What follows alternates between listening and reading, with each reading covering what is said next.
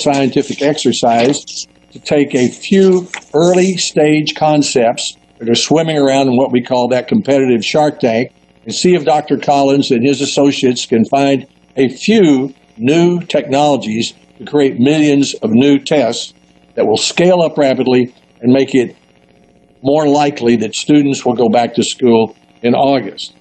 For example, the FDA authorized last week its first diagnostic test using saliva that a person provides at home instead of a nose swab or blood. It authorized its first antigen test. We're hearing a lot about those, like the ones used for flu or strep throat, which involves the swabbing of a nose and you can get the result in just a few minutes. Another proposal, not yet approved, is to put in your mouth a sort of lollipop sponge. Take a photo of that with your cell phone and send that to your doctor. If it lights up, you're positive.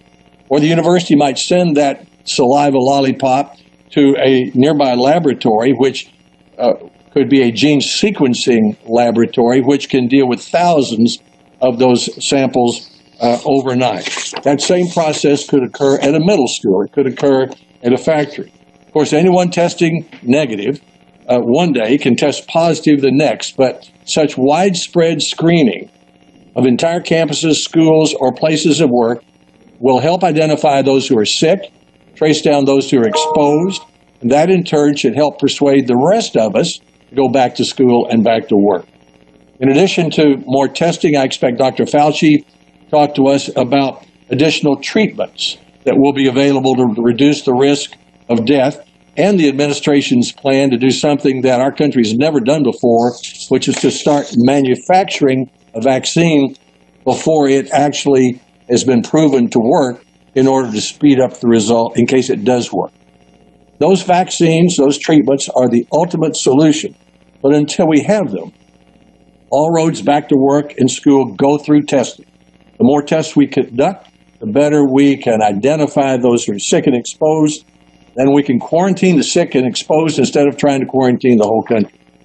Now, in my opinion, this will require millions of new tests, many from new technologies. Some of these will fail, but we only need a few successes to get where we want to go.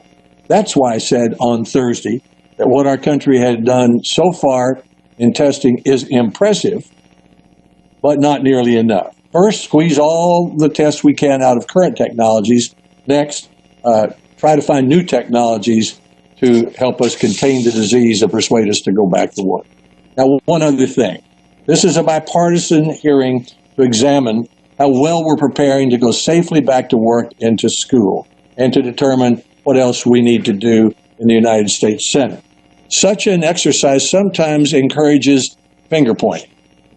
Before we spend too much time finger pointing, I'd like to suggest that almost all of us, the United States and almost every country, so far as I can tell, underestimated this virus, underestimated how contagious it would be, underestimated how it can travel silently in people without symptoms to infect other people, how it can be especially deadly for certain segments of our population, the elderly, those with pre-existing conditions, minority population.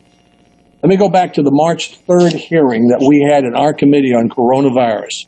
6 weeks after the first case was discovered in the United States, a day when only 2 deaths were recorded in this country, I read at that hearing this paragraph from the New York Times 2 days earlier on March the 1st. They reported this: much about the coronavirus remains unclear, the Times reported, and it's far from certain, this is March 3rd, March 1, that the outbreak will reach severe proportions in the United States or affect many regions at once. With its top-notch scientists, modern hospitals, and sprawling public health infrastructure, most experts agree the United States is among the countries best prepared to prevent or manage such an epidemic. That was the New York Times on March 1. A lot of effort has gone into trying to make our country well prepared. Over the last 20 years, 4 presidents, several Congresses, in response to 9/11, bird flu, Katrina, Ebola, H1N1, MERS, passed 9 major laws that to try to help get this country ready for what we're going through today. These laws stood up the Strategic National Stockpile, created an Assistant Secretary for Preparedness. It created incentives for the developments of vaccines and medicines that we're using today, strengthened the Centers for Disease Control, created BARDA, thanks to the leadership of Senator Blunt and Senator Murray for 5 straight years. We've significantly increased funding for the National Institutes of Health. All this was part of a shared goal. Democrats, Republicans, 4 presidents, several Congresses, to try to get ready.